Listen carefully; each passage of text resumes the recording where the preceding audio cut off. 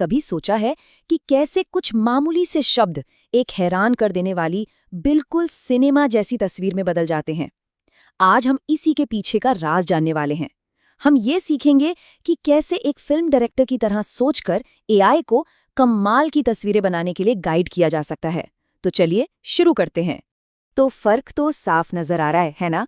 एक तरफ बस एक सीधा साधा आइडिया और दूसरी तरफ मानो पूरी कहानी बयां हो रही हो।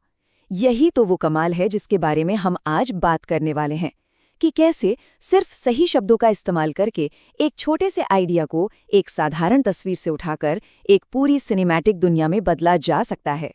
ये सब खेल है डिटेल्स का और इमेजिनेशन का। चलिए सबसे पहले तरीके से शुरू करते हैं, जिसे कहते हैं एस्टैब्लिशिंग शॉट। ये किसी भी डायरेक्टर का वो तरीका है जिससे वो दर्शकों का ध्यान फौरन खींच लेता है और कुछ ही सेकंड्स में एक ऐसी दुनिया बना देता है जो सांसें थाम दे। पहली छाप छोड़ने का इससे बढ़िया मौका नहीं मिलता। अब देखिए, ये सिर्फ एक प्रॉम्प्ट नहीं है, ये तो पूरी की पूरी स्क्रिप्ट है। हर एक शब्द एक कमांड की तरह काम कर रहा है। हाइपर डिटेल्ड, पारभासी काज, चमकता हुआ एम्बर रस, ये सारी डिटेल्स मिलकर एआई के लिए एक साफ तस्वीर बना देती हैं ताकि वो बिल्कुल वही बना सके जिसकी हम कल्पना कर रहे हैं। देखिए जरा, हमने इस सीन को कैसे बनाया है। हमने कैमरा एंगल बताया, वाइड शॉट, सेटिंग तय की, एक ग्लास फॉरेस्ट। हमने ये भी बताया कि चीज़ें किस मटीरियल की बनी है, जैसे पारभासी कांच। और हाँ, कैरेक्टर्स को भी तो डिफाइन किया। एक एक डिटेल एआई को बिल्कुल साफ साफ निर्देश देती है। यहाँ पर टेक्निकल शब्द एक खास तरह का एहसास पैदा कर रहे हैं। मतलब वॉल्यूमेट्रिक लाइटिंग और गॉड रेज सिर्फ भारी भरकम शब्द नहीं है, ये मूड सेट करने के कमांड हैं। सोचिए, जैसे सुबह सुबह धुंध से सूरज की किरणें छनकर आती हैं, ये बिल्कुल वैसा ही असर पैदा करते हैं जो सीन को जादुई और रहस्यमयी बना देता है। सनकी और लुभावनी जैसे शब्द डालने से एआई को ये भी पता चल जाता है कि हमें दर्शकों को कैसा महसूस कराना है। ठीक है, तो अब हम अपने दूसरे डायरेक्टर वाले लेंस पर फोकस करेंगे, और वो है एक्शन। इसमें सारा ध्यान इस बात पर होता है कि ऐसी हलचल कैसे पैदा की जाए जो बिल्कुल जिंदा लगे। चलिए अब चीज़ों में थोड़ी जान डालते हैं। यहाँ आकर हमारी स्क्रिप्ट पूरी तरह बदल गई है। अब हम किसी शांत खूबसूरती पर नहीं, बल्कि एनर्जी और मूवमेंट पर ध्यान दे रहे हैं। गतिशील लो एंगल ट्रैकिंग शॉट जैसे शब्द सुनते ही एक एक्शन से भरे सीन का एहसास होने लगता है। यहाँ हम एक तरह से एआई को फिजिक्स सिखा रहे हैं। जब हम वास्तविक रूप से दबना और तरल का छलकना जैसे फ्रेज इस्तेमाल करते हैं, तो हम एआई से एक ऐसा सीन बनाने के लिए कह रहे हैं जिसमें एक्शन और रिएक्शन के नियम लागू हों। इससे सीन पर यकीन करना आसान हो जाता है। और ये एनर्जी पैदा कैसे की जाए? हाई स्पीड सिनेमैटोग्राफी और जीवंत संतृप्त रंग जैसे विकल्पों से। ये सिर्फ दिखाने के लिए नहीं है, ये सीन के पूरे एहसास को ही बदल देते हैं, उसे चंचल और एनर्जेटिक बनाते हैं, जो युवा दर्शकों को ध्यान में रखकर बनाया गया हो। अच्छा, अब आते हैं हमारे तीसरे और आखिरी लेंस पर, क्लोजअप।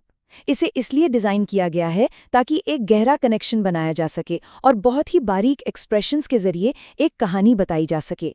यहाँ हम बड़े एक्शन से हटकर छोटी छोटी लेकिन बहुत पावरफुल भावनाओं पर ध्यान देंगे। इस प्रॉम्प्ट में फोकस बिल्कुल अलग है। एक्सट्रीम क्लोजअप और सूक्ष्म चेहरे के भाव जैसे शब्द हमें सीधा कैरेक्टर के दिमाग में ले जाते हैं। यही छोटी छोटी डिटेल्स हैं जो इस शॉट को इतना दमदार बनाती हैं। देखिए तो जरा, कैसे छोटी छोटी चीजें एक बड़ी कहानी कह जाती हैं। आंख की पुतली में एक परछाई या हाथ में पकड़ा हुआ कोई छोटा सा पुर्जा एक ही फ्रेम में बहुत कुछ बता सकता है। ये विजुअल स्टोरी टेलिंग का एक बहुत ही मजबूत तरीका है। तो हम इन भावनाओं को टेक्निकली कैसे डायरेक्ट करते हैं? बुके जैसा शब्द बैकग्राउंड को धुंधला कर देता है ताकि सारा ध्यान कैरेक्टर पर रहे, बिल्कुल वैसे ही जैसे पोर्ट्रेट फोटो में चेहरा साफ दिखता है और पीछे सब धुंधला होता है। भावनात्मक लाइटिंग एआई को ये बताती है कि रोशनी का इस्तेमाल मूड बदलने के लिए कैसे करना है, जैसा कि फिल्मों में होता है। ठीक है, तो हमने सीन डायरेक्ट करना तो सीख लिया है। अब बात करते हैं उन आखिरी टच की जो एक अच्छी तस्वीर को एक बेहतरीन तस्वीर में बदल देते हैं। ये वो एडवांस टेक्निक्स हैं जो आर्ट को एक अलग ही लेवल पर ले जाएंगी। एक बहुत ही शानदार शब्द है सबसर्फेस स्कैटरिंग। इसको ऐसे समझिए जैसे किसी मोमबत्ती के पीछे से रोशनी आए तो मोम थोड़ा चमकने लगता है ना। जब हमने ग्लास फॉरेस्ट की बात की थी तो इसी टेक्निक ने पेड़ों को वो जादुई अंदरूनी चमक दी थी। ये एक छोटी सी डिटेल है जो रियलिज्म में बहुत बड़ा फर्क लाती है। फ्रेम रेट, ये एक सोची समझी स्टाइल की चॉइस है। क्या एक क्लासिक फिल्म वाला फील चाहिए तो 24 फ्रेम प्रति सेकंड चुनिए, या फिर चाहते हैं कि ये किसी मॉडर्न वीडियो गेम की तरह स्मूथ और तेज हो तो फिर 60 FPS चुनिए। ये एक छोटी सी चॉइस आखिरी एनिमेशन के पूरे वाइब को बदल कर रख देती है। और ये एक बहुत ही पावरफुल टूल है। देखिए, कभी-कभी एआई को ये बताना कि क्या बनाना है, उससे कहीं ज्यादा जरूरी हो जाता है ये बताना कि क्या नहीं बनाना है।